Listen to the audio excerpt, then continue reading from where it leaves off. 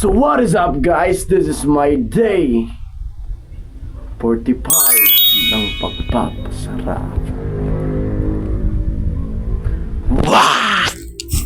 So nandito na naman tayo guys sa ating panibagong vlog, panibagong video, panibagong araw na naman guys ng ating pagpapasarap guys.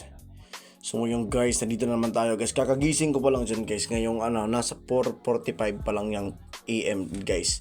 Maaga tayong nagising guys kasi hindi tayo napuyat guys. Bumawi tayo ng tulog guys. So yun guys, nagtimpla agad ako ng aking kape guys. Kasi para ma-boost yung energy ko guys. Kasi maglalaba ako ngayong araw guys. Kasi marami na akong labahan guys. Isang week ako hindi nakapaglaba guys. So kaya natambak na. Napapansin nyo guys, tapos pa lang ako banghugas dyan, tapos ako maglaba, tapos na ako maglinis ng bahay. So yun guys, hindi na ako nakapag-video guys kasi inuna ko muna yung mga gawaing bahay guys. Katapos ko maglinis guys, nagkape na rin ako guys. At kinikita ko, napapansin nyo guys yung progress ko guys. Yun guys. At pagkatapos ko naman guys magkape guys is kinuha ko agad yung aking Atlin Creatine Monohydrate para mas boost pa rin na yung energy natin guys at makapag-improve pa rin yung sa muscle gains natin guys. Yan guys. Kaya mag-take na rin kayo ng creatine guys. Hindi naman to masama sa katawan guys. Mas masama yung guys, yung Red Horse yan. So yun guys, kailangan kapag nagtitake kayo ng creatine guys is make sure na umiinom kayo ng maraming tubig guys.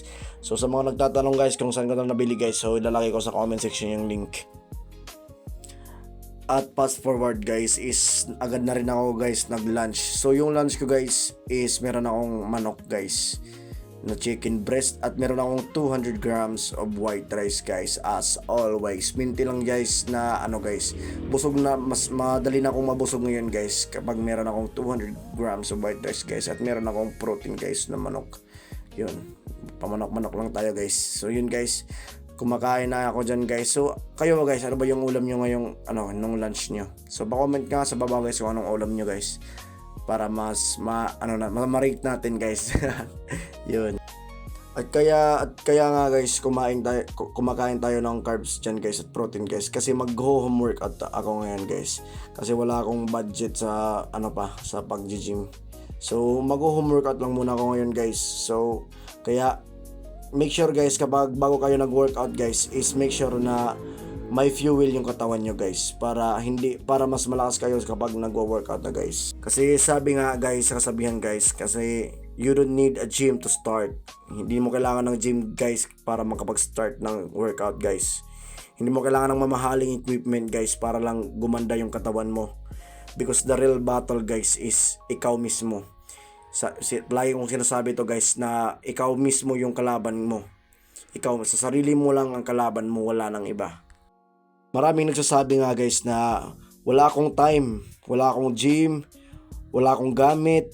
Pero ang totoo guys dyan is kahit nasa bahay ka lang, pwede kang magsimula. Kagaya ng ginagawa ko guys, magpo-push up ako mamaya.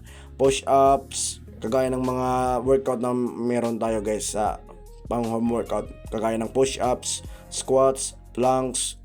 Simpleng galaw pero malaking epekto guys. So hindi mo kailangan maging perfect agad, hindi mo kailangan maging pinakamalakas.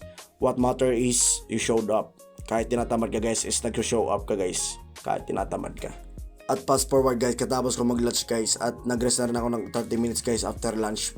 Tapos na rin ako guys, nag-warm up na ako dyan guys para makapag-workout, makapag-home workout. Tandaan nyo guys, kahit maliit na space lang sa kwarto mo guys, kahit saan guys, kahit maliit lang na space, palag na yon guys para lang makapag-workout ka guys. Hindi hadlang, wag yung maraming guys, alibay para lang sumarap.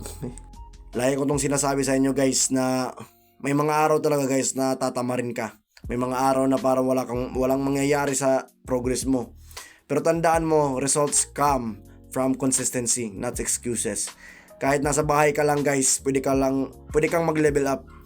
Every rep, every sweat, every efforts, that's you getting better guys. English. Baka magtanong kayo guys kung ilang repetition yung ginawa ko sa push-up guys.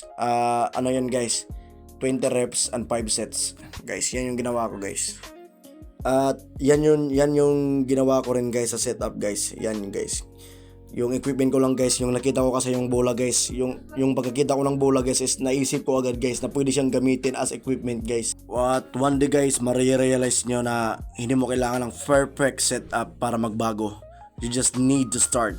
So start today guys. Start yung pagpapasarap nyo na kahit saan guys, sa kwarto mo, sa sala, kahit saan. Basta mag-start ka lang guys ng day 1 mo guys. Ngayon. Because at the end of the day guys, it is always going to be you versus you. At pagkatapos ng strength training ko guys is nag low intensity cardio na rin ako guys para ma-hit ko yung 10k steps a day ko guys. So yun lang muna sa video na to guys.